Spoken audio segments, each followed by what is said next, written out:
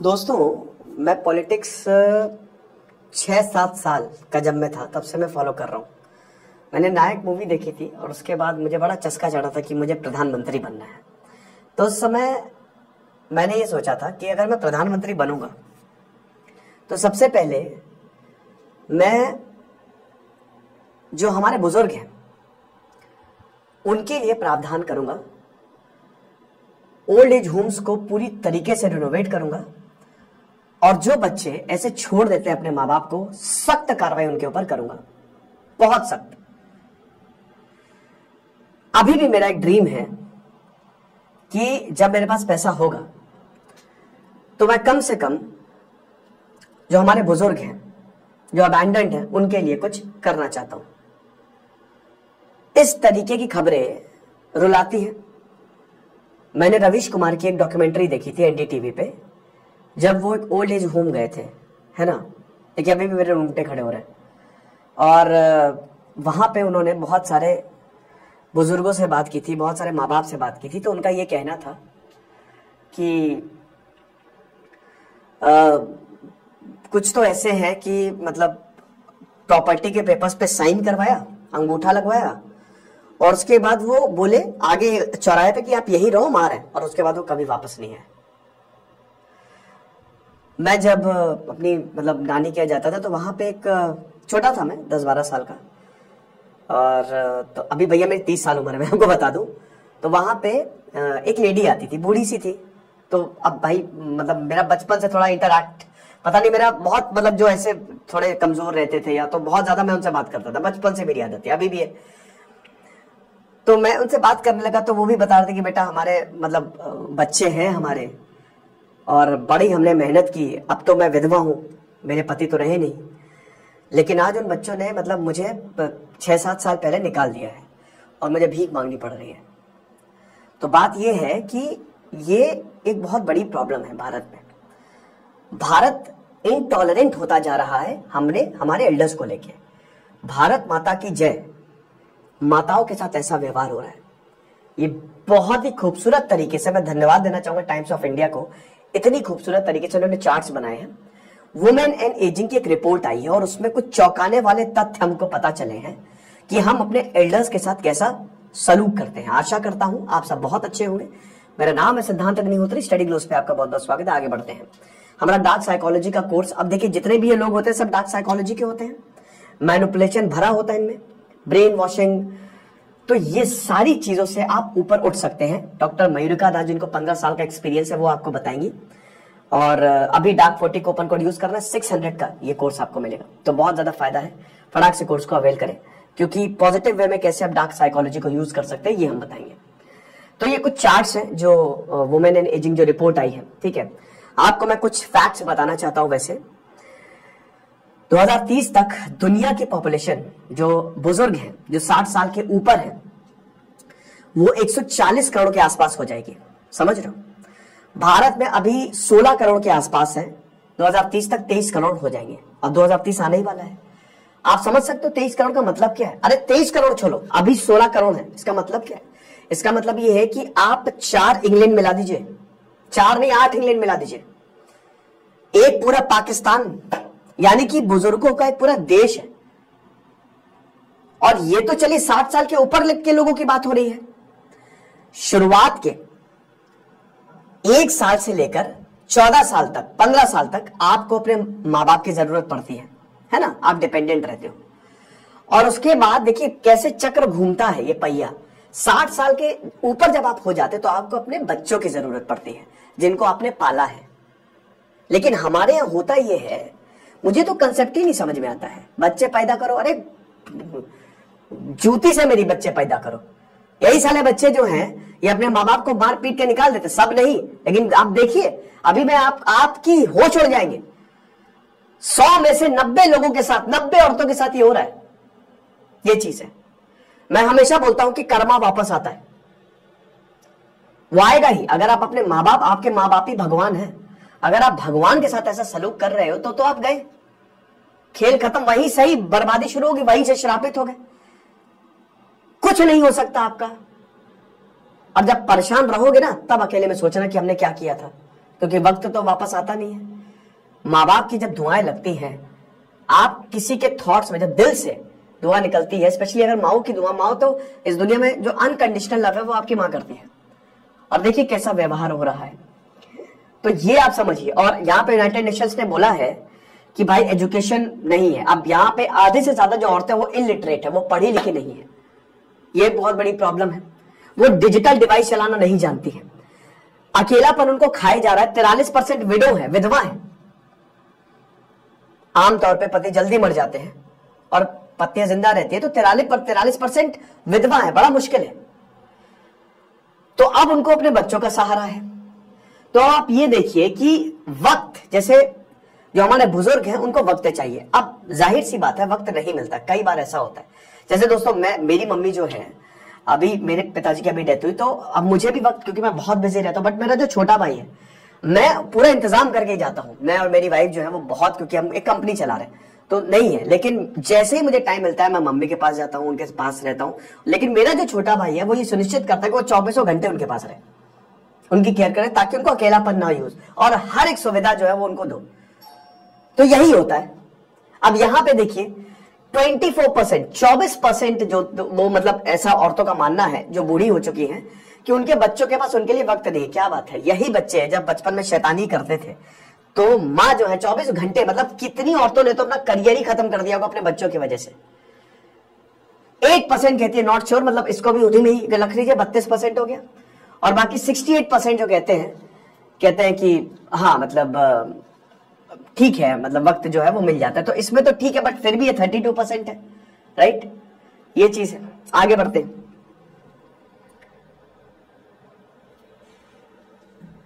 अरे भाई चलो ठीक है। अब ये सबसे बड़ा कंसर्न है कि वक्त नहीं है। तो छत्तीसगढ़ में 56% है, हिमाचल प्रदेश में यहाँ पे स्टेट वाइज जो है सेग्रीगेशन है 46% है, तमिलनाडु में 38% है, और 44% से ज्यादा क्योंकि उनके बच्चे जो है वो काफी ज्यादा बिजी रहते हैं। देखिए अगर आप बिजी हो तो आप इंतजाम करके जाओ, है ना। आप उनको तीर्थ यात्रा पे भेज दो, है ना। आप उनको मतलब वो जो चाह रहे हैं, और ऐसा भी क्या बिजी है कि थोड़ा बहुत तो वक्त आपको मिलता ही होगा। कुछ बताते कि हम अपनी ही फैमिली के साथ इतना बिजी हैं कि हमको वक्त ही नहीं मिलता। अरे तो फैमिली के साथ ऊपर चले जाओ, दिन में कम से कम थोड़ा तो टाइम आप निकाल ही सकते हो। ऐसा भी क्या बिजी, क्योंकि यही चीजें तो अब आप बोलते हैं ना कि आप बहुत ज्यादा परेशान हैं, डिप्रेशन है, तो वही कि आप अपनी फैमिली के लिए टाइम नहीं निकालते हो, अपने माँ बाप के लिए टाइम नहीं निकालते हो, क्योंकि सबसे अच्छे तरीके से आपको आपके माँ बाप समझते हैं, है ना। अब ये बहुत बड़ी दिक्कत है। तो अब्यूज, भारत माता की जय, देख लो क्या हो रहा है हमारी माताओं के साथ। यहां पे जो अब्यूज है, इमोशनल और साइकोलॉजिकल अब्यूज कह रहे हैं 16%। निगलेक्ट की भाड़ में जाओ, मैंने बताया ना, ऐसे ऐसे केसेस दोस्तों होते हैं। अच्छे खासे घर के भीख मांग रहे हैं बेचारे, हाथ कांप रहे हैं, बूढ़े हैं लेकिन कुछ है नहीं उनके पास। बच्चे जो हैं उन्होंने लात मार के निकाल दिया है, वो खुश। मुन्ना भाई एमबीबीएस में देखा था ना हमने, लगे रहो मुन्ना भाई में, वो टांग देता है संजय दत्त ऐसे ही। तो निगलेक्ट 21%, अनवेलकम और forcible sexual contact 10%, economic exploitation, ये बहुत होता है इकोनॉमिक एक्सप्लॉइटेशन, ठीक है। कि जब तक बहुत सारी अवतार, एक बहुत ही शानदार मूवी, हर किसी को देखना चाहिए, वो वाली अवतार नहीं, राजेश खन्ना वाली अवतार। उसमें क्या होता है, यही कि जब तक भाई मकान है, जब तक प्रॉपर्टी है, तब तक मम्मी पापा जी मम्मी, जैसे ही बेटों के नाम या खेल खत्म। क्या कौन हो तुम, चलो निकलो वहां बैठो। याद रखना, तुमने जो कमाया है तुमने अपने बच्चों के लिए बहुत कर दिया है, ठीक है। आपने अपने बच्चों के लिए दे दिया, पूरे जीवन दे दिया, लेकिन अब जो आपकी जमा पूंजी है ना, एक फूटी कौड़ी ना देना। या तो बच्चा श्रवण कुमार, तब अलग बात है, बाकी एक फूटी कौड़ी ना देना। ये सब करते हैं ना, सांप होते हैं, सांप से कम नहीं होते, ये चीज है। वर्बल अब्यूज, गालियां देना, कितने वीडियो सामने आते हैं। मारपीट हो जाती है भाई, फिजिकल अब्यूज 31%। गालियां दे रहे हैं कि तुम्हारी औकात क्या है, तुमने किया ही क्या है हमारे लिए, बताओ। ये चीज है। डिसरिस्पेक्ट तो बहुत ही आम है, 50%। होता क्या है कि जब बच्चे जो बड़े हो जाते हैं, जब वो ऐसे दादा दादी या नाना नानी मतलब अपने माँ बाप के साथ ऐसा व्यवहार करते हैं ना, तो उनके बच्चे भी यही सीखते हैं, वो भी दादा दादी नाना नानी। ऐसा हमारी पुरानी फिल्मों में बहुत ज्यादा दिखाया जाता था, है कि नहीं। डोंट नो 29%, ये चीज है। पेन कहां गया मेरा? हाँ, ओके, ये देखो अब आप 16% वुमेन जो है they have experiences Elder abuse, मार कुटाई, ये सब, जिसमें जो बच्चे हैं सबसे ज्यादा 40%। अच्छा, बच्चों को उकसाता कौन है? औरतें हैं। देख रहे हो तुम्हारी माँ कितना वो कर रही है, ये कर रही है, कुछ करते क्यों नहीं? 40% ये चीज है।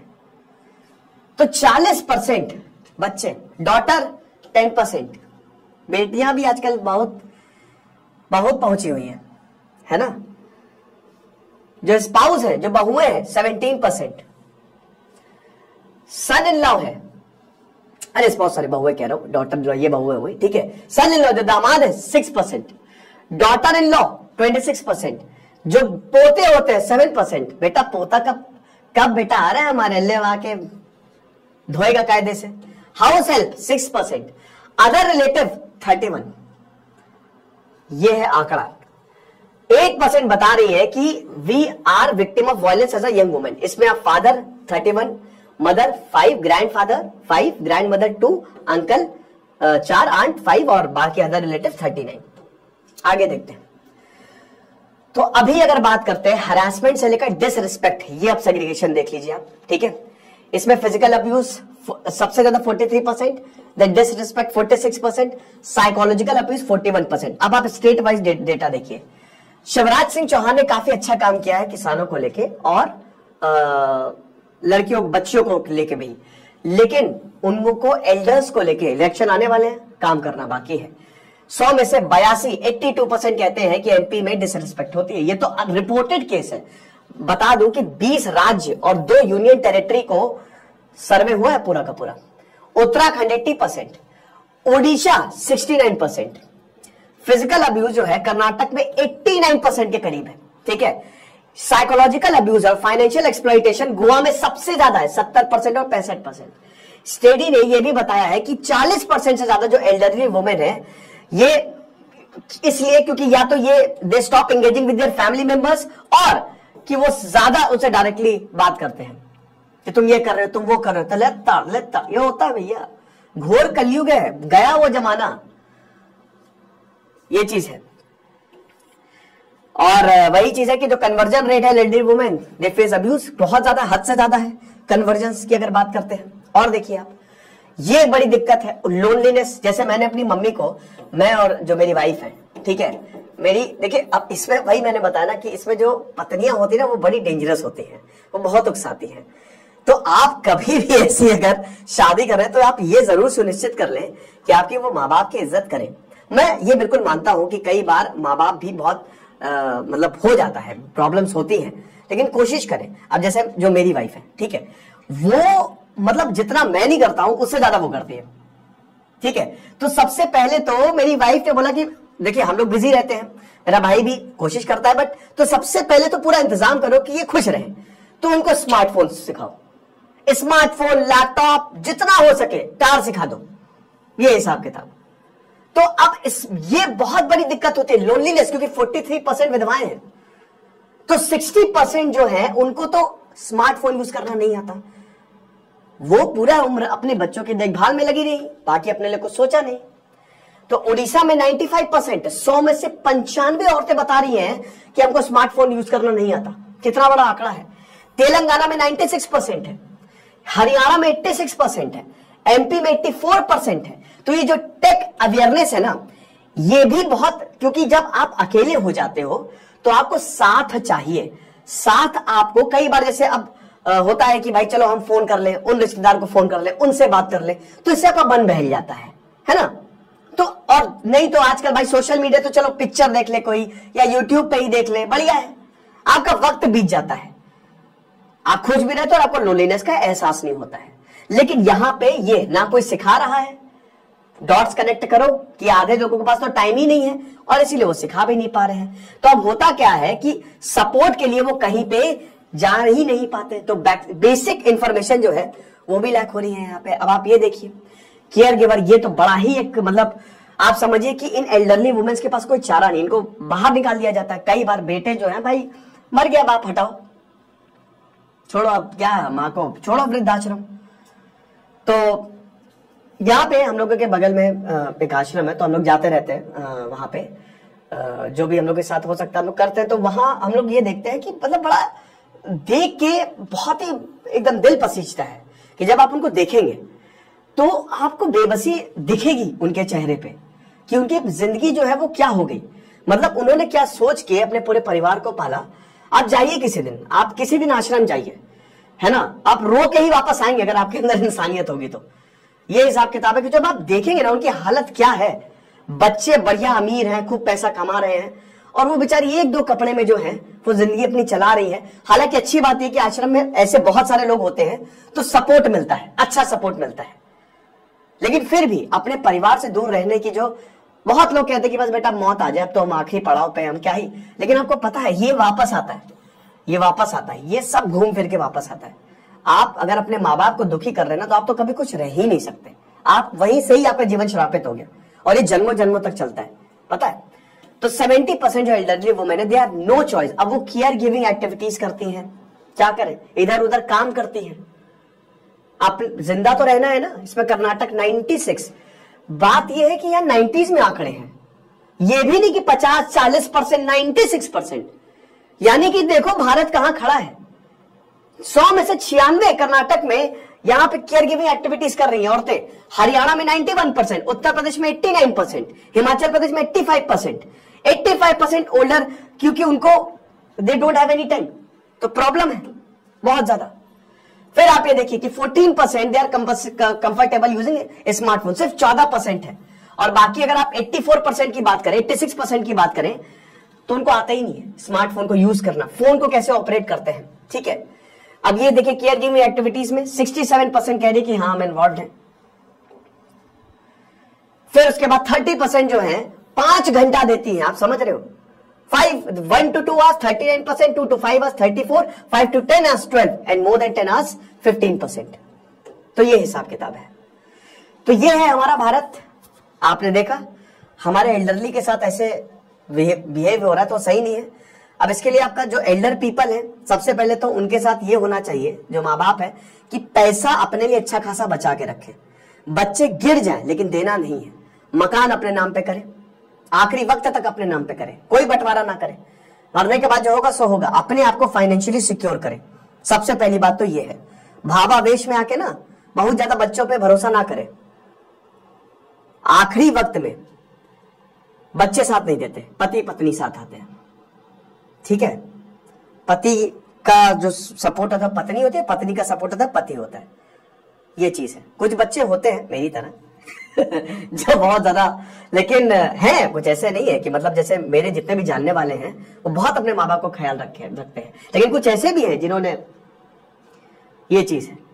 फिर उसके बाद आपसे भी यही विनती है कि भाई ऐसा ना करो, अपने माँ बाप की बद्दुआ ना लो, ठीक है। जिन्होंने ऐसा कर लिया है वो अपनी गलती समझे, तुरंत जाके माफी मांगे, प्यार करें खूब बढ़िया तरीके से कि मम्मी चलो कल से ही तीर्थ यात्रा शुरू, है ना, ये चीज करें। और थोड़ा सा मतलब इन चीजों पे ध्यान होना चाहिए। और तीसरा, सरकार को सख्त कानून लाना चाहिए इनसे लेके, हर एक राज्य सरकार को बहुत सख्त कानून हमारे एल्डर्स को लेके लाना चाहिए, ठीक है ना। तो क्योंकि देखिए आप जो आज है, आप ऐसा तो है नहीं कि आप बूढ़े नहीं होंगे, आप भी बूढ़े होंगे, आपका भी यही हाल होने वाला है। तो इसीलिए सख्त कानून लाए ताकि बच्चे ये ना कर सके। अभी तो एक कोई प्रॉपर, हालांकि एल्डर गिविंग है, अभी प्रोटेक्शन एक्ट है 2017, बट बहुत ज्यादा यूज में नहीं आता है क्योंकि बहुत सारी औरतों को पता ही नहीं है। तो इसीलिए बहुत ज्यादा जरूरी है कि सरकार एक अवेयरनेस कैंपेन चलाए और सख्त से सख्त कानून लाया जाए। और सबसे बड़ी बात है, अगर जो ओल्ड एज होम्स भी हैं वो भी सरकार प्रॉपर रेगुलेट करे, बजट में कुछ पार्ट एलोकेट करे, बहुत ज्यादा जरूरी, क्योंकि दे ऑल आर एक्सपीरियंस्ड और इनका एक्सपीरियंस भी बहुत काम आता है। ओके, तो ये लेक्चर था, आई होप आपको पसंद आया होगा। डार्क साइकोलॉजी का हमारा कोर्स आप जरूर अवेल करें। Thank you so much.